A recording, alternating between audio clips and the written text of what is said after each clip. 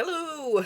I have not been on for a long time again, but I have been extremely busy, and also I have gone part-time, and I am now working 3 days a week, and next week is my last week, and then we are off for 2 weeks for Christmas. So I have got lots going on. I'm just waiting for a guy to phone me about my caravan next door, because if you watched my earlier video, I did one saying I've now got 2 vans. So I got this van from Steve, the one that I'm in now, and moved into this one, and then got the other one partially stripped out, and I was going to have that as my workshop, and I was going to do projects in there. So I had my piano put in there, sewing machine, and I was just going to do all my stuff in there. And these were going to make my pitch here bigger to put the van on. And then they changed their mind and said, we're not making the pitch bigger, so if we're going to put the van on your pitch, it's going to be right up against it. And basically, it would have been so close, I couldn't have opened and shut the door properly, and I wouldn't have been able to get the dogs in and out of the van. So I said, right, well, in that case, there's no point me keeping it then. So first of all, Paul wanted it, and he was going to swap it with his, and then somebody else said, I'll have it. And then they both changed their minds for different reasons. So I've still got the van. But I went under Steve's van because I've got the problem with the mice, which I've kind of sorted by doing a deal with the mice. And I'll show you that in a bit. But under the van was all this crap, like loads of stuff.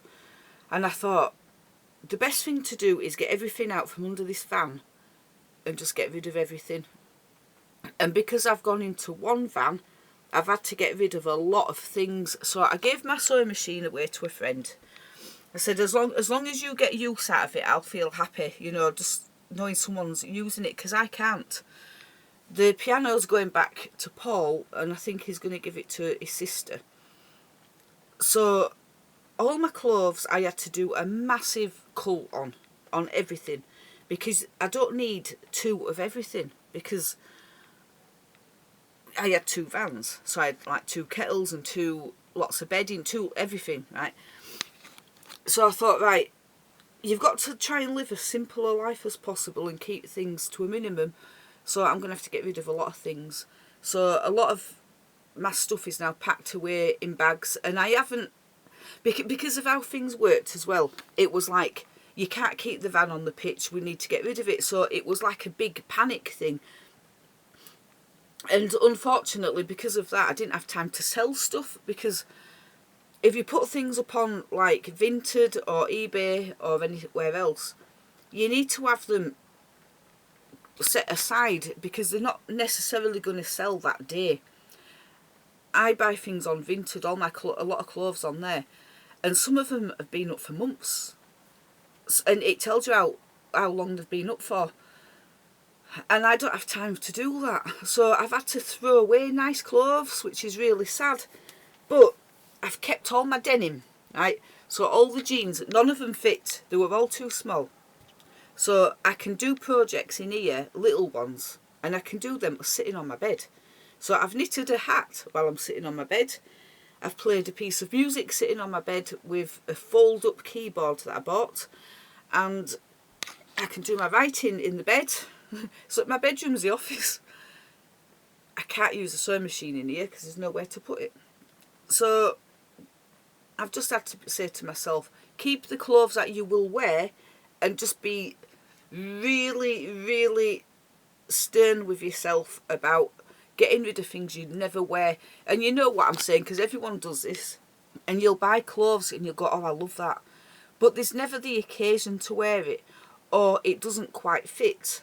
And you think, well, I'll wait until I've lost weight or whatever, or I'll just tweak it someday. But it just sits in the wardrobe forever. So get rid of it all. But what I've done is bagged it all. And the guy that's coming is taking it all to the tip. But they have a recycling centre there, and you have to recycle. So what he will do when he's there is put the clothes in the clothes bin. And I don't know what happens to it, whether they go through it and keep the nicer clothes, and sell them, or whether they just use the material, I don't know. But he will go through it all himself, and I've put it all in recyclable amounts, like bags of clothes, bags of rubbish, bags of, like, if there's any plastic and stuff, so they're all sorted for him to just throw away like that. So he's going to come and get rid of everything. I'm just going to show you the pitch. It looks a right mess. That's because I've thrown everything that was outside on there. That's the van. So inside the van is a tip, because all the bags are in there, so it's packed full of crap. When all that's gone, what I'm going to do is take photographs of the caravan inside and outside, give it a clean down. It's a tip because I got the front end stripped out at the front at one side, and I got the bed stripped out, and that means all the pipework is exposed, because those things hid all that. So it can only be sold now as a project van, but I'm going to sell the caravan. Obviously I'm going to try and get as much as I can for it, because I'm on 3 days a week now. That means I'm getting about £800 a month wage, which is not a lot. Now, I can live on that, but unfortunately it is Christmas, and so that costs money. And I can live on it by just pulling my belt in and stuff, and I don't really need anything. I bought that new car. The insurance is paid for a year on that, and I don't need clothes. I don't need any. I'm going to sneeze now. So I'm happy with what I've got, and I'm not in need of anything. I've got dried food and stuff like that to get me over winter. I can make curries and all kinds of stuff with that. So I'm not in a, I'm not in a position where I'm worried about money, so I'm not bothered about that. But it would be nice for the van to go to someone who's going to do it up rather than get it scrapped, because it's a nice size van. I mean, that was like, it's got its own bedroom in it and everything, and it's a big van like this one. This is a big van. So, yes, let's see if I can sell it. But it needs to go before March, because the park will open and they need that pitch. And they actually want the pitch kind of now, in case a worker comes. So, there you go. Got all that to do today, and then I've got the doggies today. So, which means I will be making a Sunday dinner for me and the dogs, and take them to the beach and go for a ride in the car. And I have done my garden. Now it's winter, so it's not the best. It'll look better in summer, but I've put another fence around it, and these are dog fences, so they're called dog pens. And I had one for 2 years, and then I've added another one to it now, so it's 2 fences. But I'll just quickly show you. But it's going to be miserable today, so it's a bit of a tip. But you can see there's a gate that side there, and then the box there. I've got my, oh, it's getting windy. Right, so I've got everything there, but look how big it is.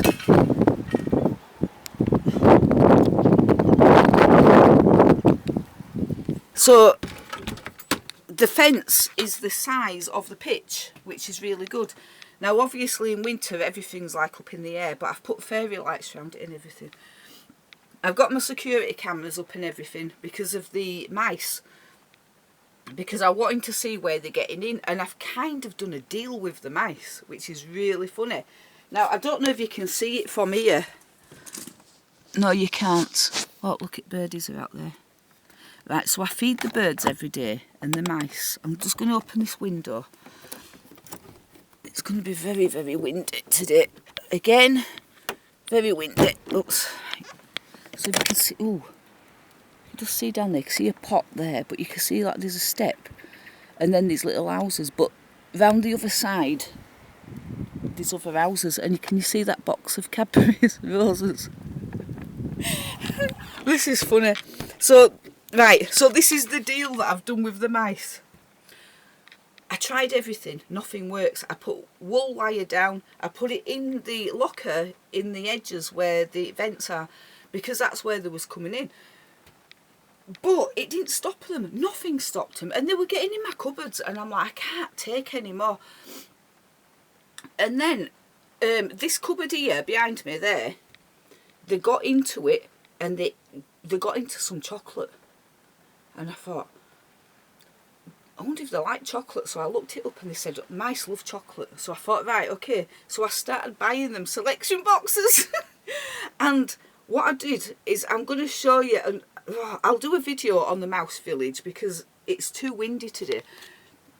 But in every little house, sorry, you know the little chocolates of the roses, so you get like a strawberry one and an orange one and whatever, and I put one in each house every day, so they've got about 6 chocolates a day. And then in a little plastic tub underneath the steps so it stays dry, I've put some Nutella in it. And since I've done that, I've only heard the mice come in one time. And when they came in, I hear them running down here. And I only heard them run once and then they went.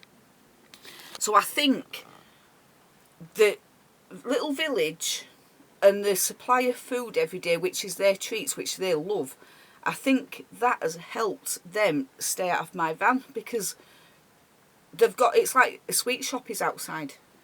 And it's like saying to a child, do you want to go and play on that waste ground over there, or go and help yourself to the sweet shop for free? And they're all going to go to the shop, right? So I think it's worked. Fingers crossed. So all I have to do is feed them every single day, which means they are costing me a bomb now, because it's like a box of chocolates every week. And then I've got the birds, and there's different types.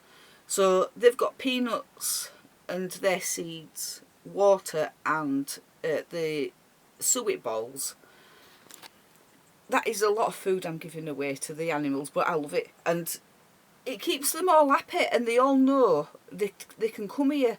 So every single day, you see at different times of day the different types of birds.